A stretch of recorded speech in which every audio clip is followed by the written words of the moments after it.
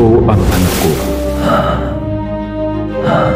Noong nasa lupa si Jesus, ipinakita niya na talagang nagmamalasakit ang kanyang amang Diyos na Jehovah sa lahat ng mga taong may sakit at kapansanan.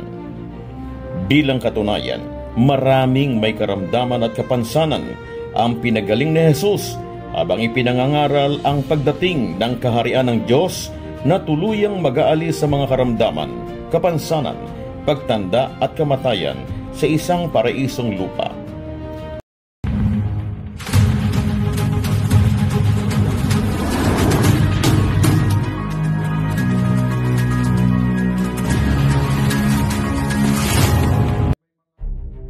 Sa ngayon, tinutularan ng isang pandaigdig na organisasyon ng mga saksi ni Jehovah ang halimbawa ni Jesus sa pagpapakita ng malasakit sa sinumang may karamdaman at kapansanan sa pamamagitan ng pagbibigay ng pag-asa sa kanila batay sa hula ng Biblia na aalisin na sa hinaharap ang sakit, kapansanan, pagtanda at kamatayan. Isang magandang hapon sa inyong lahat, mula sa ating mga kaibigan mula sa deaf community at maging sa sign language organizations and groups. Bunga nito, isa sa tampok na bahagi ng serye ng mga konbensyon sa Pilipinas ngayong July 2025, ang pinakamalaking pagtitipon ng Filipino Sign Language sa Dagupan City, Pangasinan, kung saan inaasahang dadalo ang mahigit 3,000 kabilang sa deaf communities mula sa iba't ibang bahagi ng Luzon. Ito pong malaking grupo ng sign language dito sa Pilipinas ngayon ay dito sa Dagupan City magtatagpo-tagpo.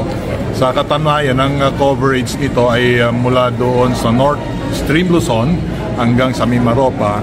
Dito po sila magkikita-kita. So we're expecting po ng mahigit 3,000 mga sign language group dito sa Pilipinas ay makakasama po natin sila. Nakatutuwa ko na yung sign language natin is very open to everyone, especially the deaf individuals ko. We want to break the stigma na kung saan nagiging isolated sila because lack of association technically. Gusto ko natin na magkaroon sila ng mga kakilala, friends, yung network nila as deaf people mas lalo pang lumago at lumaki. And of course, on top of that, gusto natin na maturo sila ng salita ng Diyos, which is why we are inviting everyone na pumunta dito sa convention ng Filipino Sign Language on July 18, 19, and 20 sa CSI Stadia. Kung kayo nag-aalala, if you could, baka pakiramdam nyo, left out kayo, no. You will never be left out here dito. Aalagaan kayo ng mga kapatid natin, ng mga saksi ni Jehovah. And we assure you, no one gets left behind. Simula noong buwan ng Mayo hanggang Setyembre ng taong kasalukuyan, nagpapatuloy ang serye ng Regional Convention ng mga Jehovah's Witnesses sa iba't ibang bahagi ng Pilipinas, kasabay ng ginaganap na mga kumbensyon sa iba't ibang bansa sa buong mundo. Kabilang sa mga lugar kung saan nagtipon at magtitipon pa ang libo-libong mga saksi ni Jehovah at mga inimbitahang bisita sa SMX Convention Center sa Pasay City, Assembly Hall of Jehovah's Witnesses sa Novaliches, Quezon City at Clark sa Pampanga. 14 languages. Kasama dito syempre yung Tagalog, Filipino, Sign Language, yung English. Pero nandyan din yung Itawit, Inakianon, Kankanae at marami pang ibang wika. At yung isa na gustong makapakinig ng Regional Convention sa wika niya, kailangan lang niya pumunta sa jw.org, doon sa About Us, i-click niya yung convention, pagkatapos hanapin niya yung location na malapit sa kanya sa language na gusto niya. Tiniyak ng mga organizer ng mga regional convention na ito ang kaligtasan ng lahat ng dumalo at dadalo pa. Welcome ang lahat at walang kokolektahing bayad sa sinumang pupunta sa mga nabanggit na lokasyon ng mga konbensyon. May mga coordination po tayong ginagawa at kapag may mga emergency situation, meron po kaming contact sa kanila.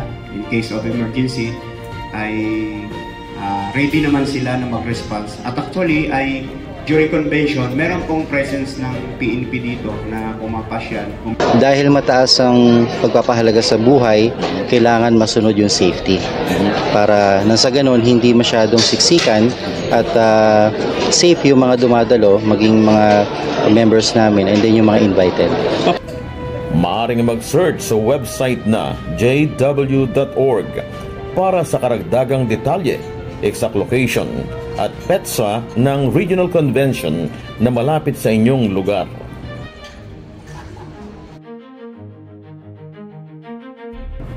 Yan ang report. Ako si David Oro, nag-uulat.